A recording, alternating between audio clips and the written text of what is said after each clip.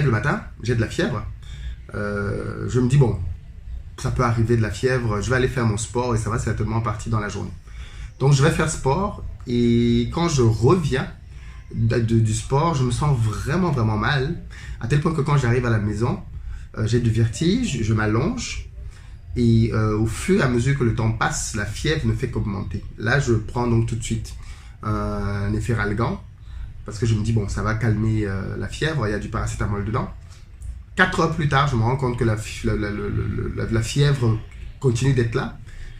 Je prends encore un deuxième Efferalgan et la douleur continuant, je me dis, bon, là, c'est peut-être autre chose, ce n'est pas une simple fièvre, ça. Donc du coup, je décide donc de commencer à prendre les produits que l'on a l'habitude d'utiliser pour traiter le palu. Donc tout ce qui est, je me fais des concoctions là à la maison, gingembre, citron, miel, parce que je me dis bon, c'est peut-être aussi le corona, qui sait. Et je prends ça, rien ne change. En soirée, c'est ce que vous savez, en soirée, la fièvre augmente vraiment. Et là, je me dis bon, c'est autre chose. Donc du coup, j'appelle un médecin. Qui me propose donc de prendre le traitement du Covid, donc chose que je commence à prendre. Dans la foulée, je me dis, bon, ça c'est quand même les symptômes d'une maladie que j'avais oubliée depuis très longtemps, qui est certainement le palu. Donc du coup, je décide donc de prendre un antipaludéen. Je prends la tisane d'Artemisia, malgré ça, rien n'y fait. La douleur continue à être très très très très forte et je me sens vraiment faiblé. J'étais arrivé à un stade où je ne pouvais plus marcher de moi-même, on devait me tenir, je ne pouvais rien faire, à tel point que quand on a décidé d'aller à l'hôpital, à un moment donné, je me dis, mais l'hôpital existe, non? C'est-à-dire, c'est comme si, bizarrement, au début de la maladie, l'hôpital n'était pas dans les options dans ma tête, en fait. Et donc, je suis arrivé finalement à l'hôpital, j'ai été pris en charge et les médecins ont sorti la batterie de produits, on m'a fait une batterie de tests. Donc, le Covid, finalement négatif, tous les tests étaient négatifs. Même la goutte épaisse qui permet de déterminer si on a le paludisme ou pas était négatif. Mais le médecin m'a dit que le résultat est probablement faussé parce que j'ai pris des antipaludéens avant. Donc, j'avais déjà des antipaludéens dans le sang. Et quand on vient faire la goutte épaisse, il y a des chances que ça fausse les résultats. En tous les cas, le traitement qui m'a été administré et qui semble porter des fruits aujourd'hui, c'était celui contre le paludisme. Dans ce témoignage, Philippe nous raconte exactement le parcours d'une personne qui se soigne seule. Quelqu'un qui prend des médicaments sans avis médical, ce qu'on appelle automédication. Souvent, tu vas te dire, mais il n'a pris que des médicaments qu'on connaît, les Feralgan, il a pris les plantes, c'est naturel, quel est le problème? Mais en fait, l'automédication peut être dangereuse. Et pourquoi? Je te l'explique. Déjà, il faut le dire, hein, tout médicament est un potentiel poison. Tout dépend de comment c'est utilisé et à quelle fin. Le médicament, c'est comme un Kalachnikov. Ça peut aider, ça peut tuer, ça peut punir. Tu as sûrement écouté ce qui est arrivé au gardien camerounais, Onana, qui joue pour l'Ajax. Il a été bloqué par l'UEFA pour 1 an parce que c'est dit qu'il a été positif au doping. Qu'est-ce qu'il a pris? Il a pris du Lacimar, c'est un médicament, c'est un diurétique. En fait, c'est un médicament qu'on donne aux personnes qui ont des œdèmes, aux personnes dont les reins ou le cœur ne fonctionnent plus bien et pour qu'ils puissent éliminer l'eau du corps. Dans ce contexte-là, ça aide. Mais chez notre cher compatriote qui, dans son tweet, dit avoir confondu le médicament à l'aspirine parce que c'était dans le même emballage, je ne sais pas, je ne suis pas son avocat, je n'étais pas là, je ne le défends pas, ça l'a puni. Le même médicament. Tu connais sûrement l'histoire du Viagra, la fameuse pilule bleue qui fait le bonheur de beaucoup d'hommes aujourd'hui. En fait, le Viagra n'a jamais été conçu pour les problèmes d'érection.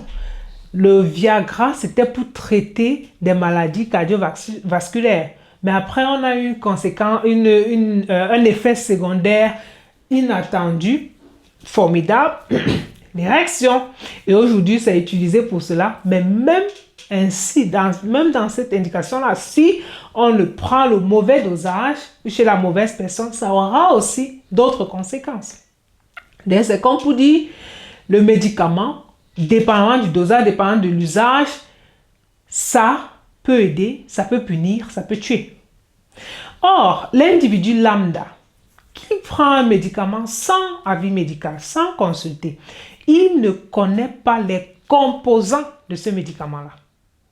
Il ne connaît pas comment ça agit ou interagit. Ce n'est pas tout médicament qui se supporte. Si on prend déjà quelque chose avant, on ne prend pas un autre truc comme ça. Ça peut avoir des conséquences. Il y en a qui ne regardent même pas la date de péremption et les allergies. Parce qu'on a eu les mêmes symptômes que quelqu'un d'autre dans la maison. Eh bien, prends ça, ça m'avait aidé, on prend. Non, c'est un comportement dangereux. Il s'agit de votre santé. Est-ce que tu sais que le paracétamol que tout le monde sait, c'est partout à bordure de route, on n'a même pas besoin d'ordonnance pour acheter. Quelqu'un qui a les problèmes de foie ne doit pas en prendre à la même dose que quelqu'un qui n'en a pas. Ou encore les anti-inflammatoires. Quelqu'un qui a des problèmes d'estomac, une gastrique, un ulcère, il a mal au genou, il a mal quelque part, il ne doit pas prendre les anti-inflammatoires n'importe comment. Et c'est dans ces petits détails que toi, non professionnel de la santé, tu ne connais pas. Et c'est la raison pour laquelle automédication n'est jamais conseillée. D'un autre côté, ça va retarder ta prise en charge. Ça va fausser le diagnostic. Comme Philippe l'a dit, le test de la malaria était négatif. Mais pourquoi? Sûrement parce qu'il avait déjà eu à prendre un antipaludéen dans son automédication. Et ça aussi, ça peut avoir des conséquences graves quand à la fin, on ne sait pas de quoi souffre le patient parce que les tests sont faussés à cause de cette action-là. Donc, les amis, se soigner seul n'est en aucun cas conseillé. Encore moins pour la femme enceinte ou pour les enfants. Notre médecine traditionnelle a du potentiel. C'est pas à discuter. Je l'inventais encore, j'en parlais encore aujourd'hui dans le cadre d'une présentation que je donnais à des étudiants en médecine, des médecins, dans le cadre d'une ONG qui fait dans la santé féminine en Afrique. Écoute déjà ce que Philippe dit par rapport à ça. Nous avons des plantes, nous avons beaucoup de choses traditionnelles, mais il y a deux éléments qui sont très importants en médecine, au niveau de la posologie. Le premier, c'est le dosage. Comment on dose? Ça, c'est une question fondamentale, parce que peut-être que beaucoup de gens ne le savent pas, mais un produit mal dosé est dangereux. Que ce soit l'artémisia ou quelque autre produit que ce soit, mal dosé, il est dangereux. Or, les produits que l'on prend au quartier, qui les dose? Qui décide de la dose? Qui a fait des études? Parce que là encore, c'est la même chose. Qui a fait des études pour nous donner le bon dosage? Et ensuite, le nombre de prises. Qui dit combien de fois il faut prendre? Une fois, deux fois, trois fois, en fonction du poids, en fonction de la taille, quoi, rien, on ne sait pas. Donc du coup, on est dans un système totalement flou, dans lequel les gens se soignent un peu à l'aveugle, et de temps en temps, ça marche. Mais parfois, c'est aussi ce traitement à l'aveugle-là qui tue les gens. Et ça peut être un vrai travail pour nos scientifiques, amener de la rigueur pour pouvoir faire que toute cette pharmacopée africaine devienne aussi quelque chose que l'on parvient à maîtriser sur le plan scientifique. Mais maintenant, le truc, c'est ça ne s'arrête pas là. Parce que souvent, on fait les débats sans queue ni tête. On a nos plantes, nos parents faisaient comment, non, ça aide, c'est comme ça. Mais vrai, je te donne la plante là et je te demande de me sortir, de m'extraire le principe actif qui fait donc que cette plante aide. Est-ce que tu peux faire ça? Est-ce que tu peux expliquer par quel mécanisme on arrive à un résultat en utilisant cette plante-là? Qui l'a fait? Est-ce que tu sais qu'un médicament, avant d'avoir ce nom-là, avant d'être vendu sur le marché ou consommé par des millions de personnes, passe par différentes étapes de protocole de recherche scientifique très rigoureuses? Et je n'ai pas l'intention de blanchir l'industrie pharmaceutique ou quoi que ce soit. Personne n'est sain, rien n'est tout blanc ou tout noir. Mais il y a des exigences qui ne se négocient pas. Surtout quand il s'agit d'un problème de santé publique. En fait, avant qu'un médicament est mis sur le marché et consommé par des millions de personnes, il passe par plusieurs étapes. Et la première, c'est ce qu'on appelle la recherche explorative. Pendant cette recherche explorative, on va d'abord identifier la molécule efficace dans la plante. Ensuite, le mécanisme de fonctionnement. Comment est-ce que ça agit? Après vient ce qu'on appelle l'étude préclinique. Ce n'est même pas encore sur les animaux, n'en parlons même pas de l'humain. C'est encore sur des cultures de cellules. Alors, on va donc regarder comment est-ce que cette molécule agit sur cette cellule-ci. Quels sont les effets? Quels sont les risques? Comment est-ce que c'est absorbé, distribué et éliminé? D'accord? Et après vient donc la phase clinique où on a des personnes sur qui on va expérimenter cela. 3 questions sont très importantes à répondre pendant cette phase-là. La posologie, le dosage. Comment est-ce qu'on donne le médicament?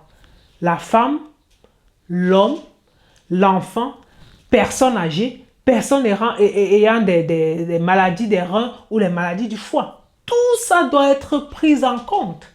Ensuite, il faut regarder l'efficacité du médicament. Est-ce que l'efficacité dépasse l'innocuité, le danger?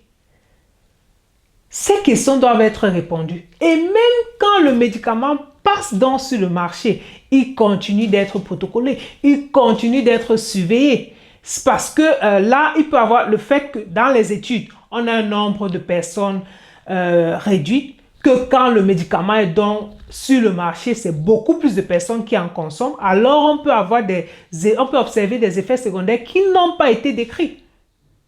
Et c'est la raison pour laquelle souvent un médicament va être retiré du marché.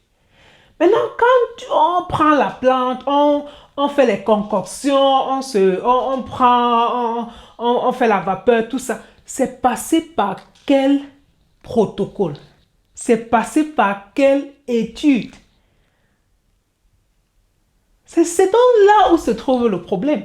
L'ail, par exemple, on en consomme, Covid, on coupe l'ail, on coupe le ginger, on coupe tout. L'ail, ça a des super propriétés médicinales.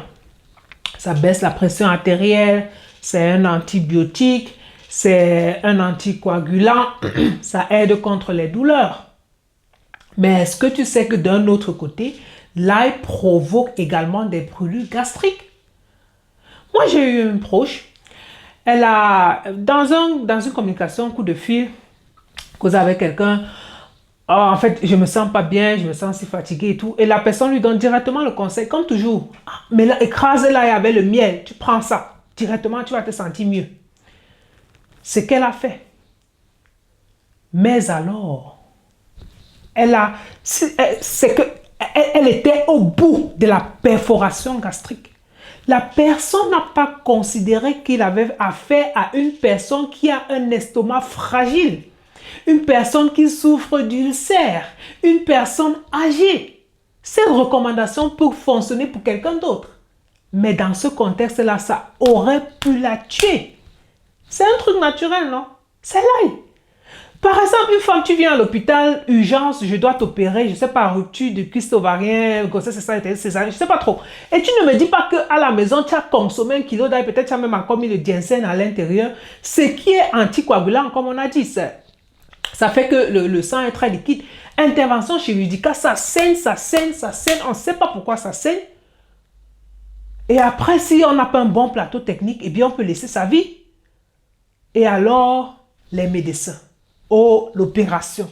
Oh, le tout là, c'est toi. C'est toi la cause. Donc, les amis, c'est pas parce que c'est naturel que c'est sans danger. La dose, c'est ça qui fait le poison. Un autre exemple, c'est la citronnelle. La ministre camerounaise de la Recherche avait recommandé cela. Malheureusement, ça a été pris comme sujet de moquerie. Elle n'a pas sûrement bien exprimé le fond de sa pensée. Mais quand on regarde, elle a raison. Il y a un message dans ce qu'elle a dit. En fait, les feuilles de citronnelle sont reconnues pour aider contre la fièvre et des états grippaux. C'est une huile essentielle qui agit très bien pour chasser les insectes. C'est pour ça que les gens ont souvent ça planté autour de la maison. En Afrique, où nous sommes une zone endémique avec les moustiques, par exemple. L'huile essentielle de citronnelle, c'est super. C'est un pesticide naturel. Mais d'un autre côté, la citronnelle doit être bien filtrée avant d'être consommée. Parce que les filaments qui sont à l'intérieur, ça peut vous causer des problèmes au niveau de l'estomac. Ce n'est pas recommandé pour la femme enceinte, ce n'est pas recommandé pour les petits-enfants. C'est aussi un produit naturel, avec des vertus, mais il faut faire attention. C'est protocolé où? Cette information-là, on ne l'a pas. Donc, il est urgent, il est important, il est nécessaire que notre pharmacopée qu'on vante, qu'on y attache des protocoles pour accompagner le consommateur. Et tant qu'on ne s'y connaît pas, arrêtons les recommandations à tort et à travers. C'est pas parce que ça a marché pour toi ou tu connais quelqu'un pour qui ça a marché que ça va marcher pour l'autre. Tu ne connais pas son historique médical. Tu ne connais pas le genre de médicaments qu'il prend. Encore un témoignage. Connaissance qui prend des anticoagulants en médicaments. Normalement, les patients qui ont fait un AVC ou une thrombose, on leur recommande un truc comme ça. Elle a pris une plante aussi à côté qu'on l'a recommandé comme ça. Alors, elle prend à l'hôpital, fait sa routine parce que quand on prend les anticoagulants, il faut toujours faire des tests pour voir que la dose est bonne, le sang n'est pas trop fluide ou ne coagule pas très vite. Après, le médecin lui demande, mais madame, vous avez pris combien de médicaments d'anticoagulants? Elle dit, elle a pris comme on l'a prescrit, un comprimé par jour. Elle dit, non, mais le test, c'est comme si vous avez pris 3 comprimés. Donc, elle a su directement, elle a arrêté avec les plantes et tout s'est normalisé. Maintenant, imagine, à cause des plantes qu'elle a pris, la personne qui le lui a recommandé n'a pas pris en compte les médicaments qu'elle prenait déjà, l'interaction que ça pouvait avoir. Imagine qu'elle avait besoin d'une intervention chirurgicale ou bien un accident. Avec le sang aussi fluide. C'est très dangereux. Donc, naturel ne veut pas dire sans danger. Pharmacopée a du potentiel, mais il faut avoir une documentation derrière, il faut avoir des protocoles derrière pour bien adapter ça à chaque type de personne. L'enfant, la femme enceinte, la personne âgée, la personne avec des problèmes de rein, la personne avec des problèmes de foie. Et tu vas me dire, oh, nos parents vivaient comment? Ils ont vécu longtemps, ils ont seulement pris ça. Vrai. Nos parents, nos grands-parents vivaient plus longtemps. L'espérance de vie, il y a de cela 20, 30 ans, c'était plus élevé. Pourquoi ils faisaient beaucoup d'enfants? C'est parce qu'on savait que, bon, si certains meurent en route, voilà. Mais aujourd'hui, on peut se permettre d'en faire juste 2 ou 3 et on sait qu'on va les voir grandir. Donc, ce sont les faux arguments. Ce sont de faux arguments. Alors, les amis, faisons attention à la façon dont on recommande des trucs aux gens, les feuilles et tout le reste, sans vraiment connaître leur historique médical. Ou alors tout ce qui peut se cacher à l'intérieur. D'accord? Ça arrive à la fin de la vidéo. Je vais dire merci à Philippe vraiment d'avoir partagé son expérience et d'avoir partagé ce témoignage. On va lui souhaiter un prompt rétablissement. Et les amis, quand on a la fièvre ou quand on ne se sent pas bien, quand on a de la grippe, on ne fait pas de sport. Pas de sport. C'était Dr Letty, le docteur qui les femmes ont confiance, les hommes aussi. Merci d'avoir suivi.